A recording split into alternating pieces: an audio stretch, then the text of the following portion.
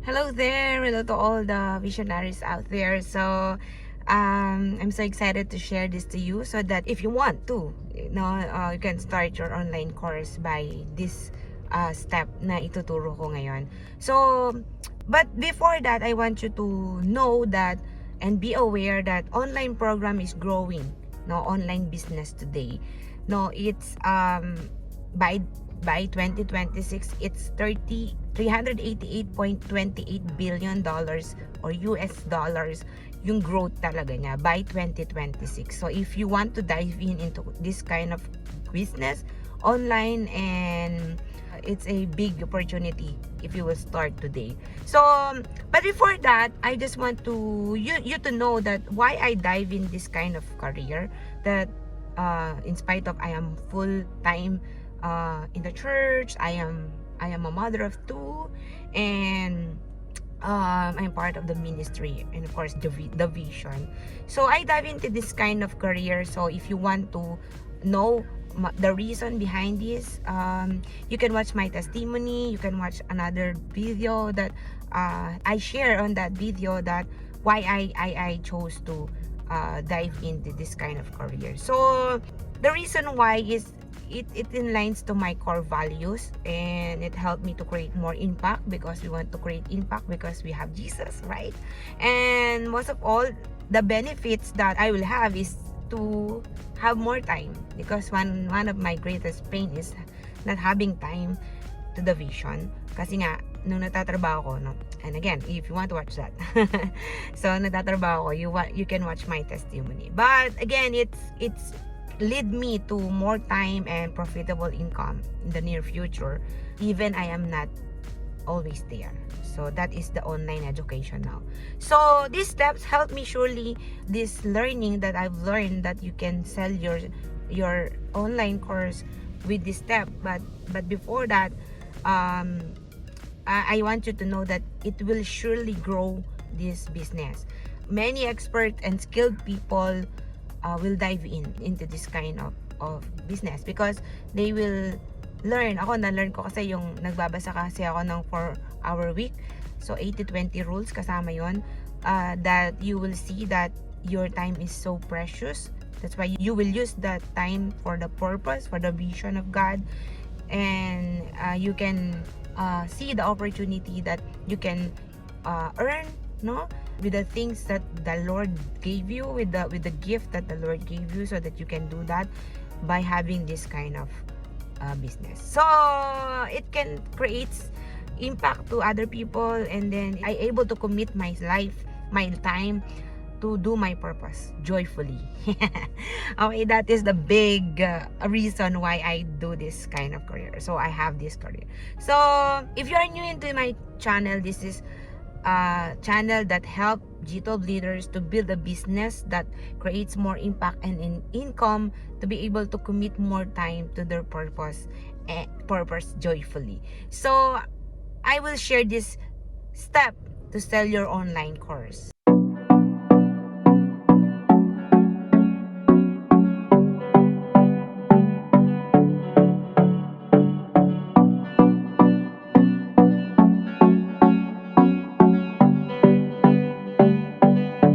Okay, so I will share this to you. Last time, it's a testimony.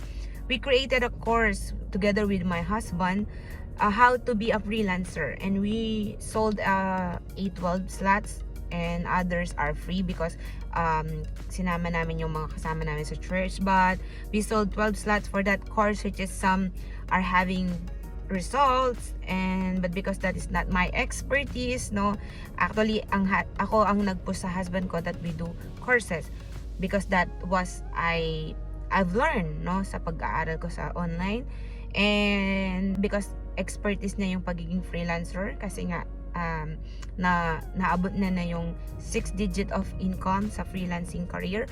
But that is not my expertise, but my expertise is to do online course. So it did not sustain it, because that is the expertise of my husband, no? Kailangan yung time niya, kailangan yung curriculum na galing sa kanya, kailangan yung mga tactics na galing sa kanya. So I decide not to do that anymore, the course on how can be a freelancer. I decide to do my own course. Yan. So, building an online education course that can teach leaders or G12 leaders also to build their own online course or online education by the tactics, the learning, the skills that I've mastered. No, I will help them. But again, ito yung mga nakita ko kung bakit na-sell namin yung course na yon that time, and now I use it also. That you need to identify that what is your genius zone. So if I were you, no, a lot of information, a lot of things that I've said from the start pa lang, that online education is booming, but you need to build it now so that you can sell, no? So this step can help you to build that through business online by this step. Number 1, you need to identify what course you can create by your unique story and uncopyable story, which is often our niche, no? Ako tinatayap ko yun dun sa testimony mo. Ano ba yung testimony mo? Ano ba yung nangyari sa'yo? Ano ba yung mga struggles mo? Ano ba yung mga obstacles mo? Ano ba yung mga na-overcome mo? Of course, dahil na kay Lord ka, ang dami mong na-overcome. Fear, maaring fear. And then you drive yourself into success because you know that you are a child of God. Diba? So that is one of the things na kailangan mo makita. What course you can create by identifying it by your unique story, because it's uncopyable, and most often time it will be your niche. So what is the niche ba? Kapag may business ka, kailangan may niche ka. Target market yung tinatawag doon. So yung uso ngayon na niching down ay hindi yung broad niche. So example, you are in a beauty topic, business topic, sport topic, like that. So it's not a broad, it's a micro niche na bago ngayon. So micro niching is tied up into your story. So more deep pa doon kaysa dun sa you are in the business topic, you are in the beauty topic, like that. So it's a deep niching. So micro niching is that a new way to pick a niche ngayon so that you can stand out in the market, stand out in the online space today. But here are some questions that can help you to identify it. Ito yung mga question na pwedeng makatulong sa'yo to identify the niche that you have. Number 1 is, what is the most pain you've been experienced? So, ano yung isang pinakamahirap at masakit na naranasan mo?